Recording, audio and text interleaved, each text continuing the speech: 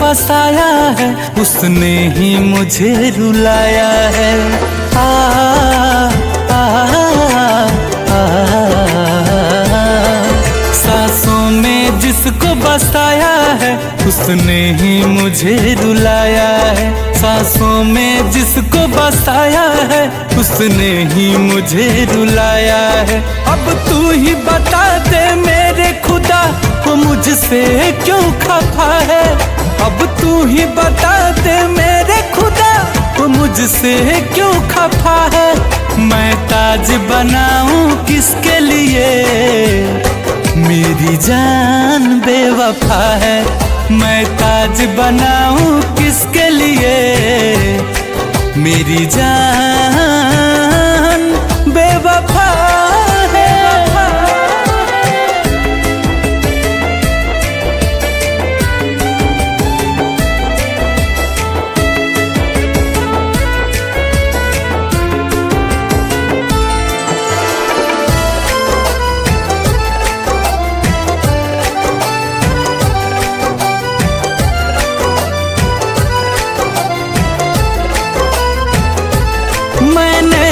सोचा न था धोखा कभी प्यार में खाएंगे।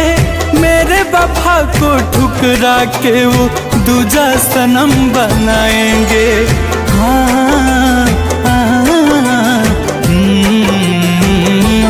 मैंने सोचा न था धोखा कभी प्यार में खाएंगे। मेरे वफा को ठुकरा के वो दूजा सनम बनाएंगे।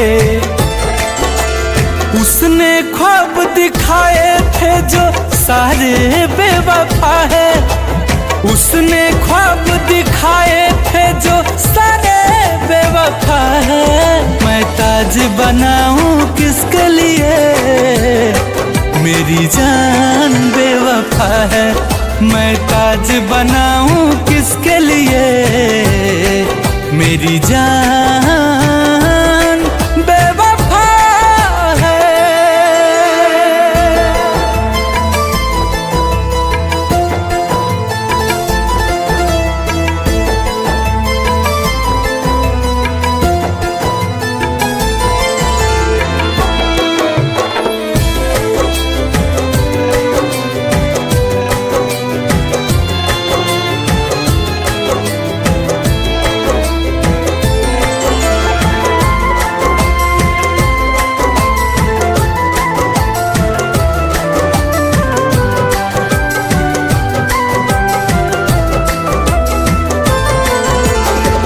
मौत भी नहीं आती अब जिंदगी उदास है।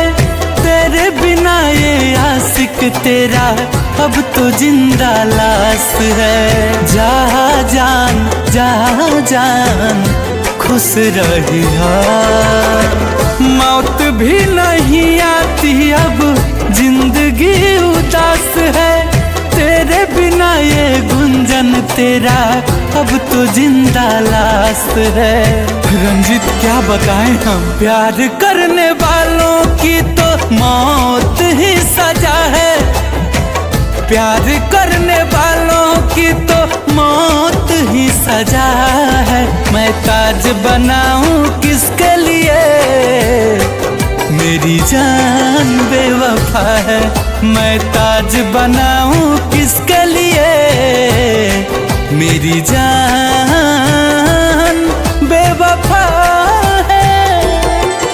मैं ताज बनाऊं किसके लिए मेरी जान बेवफा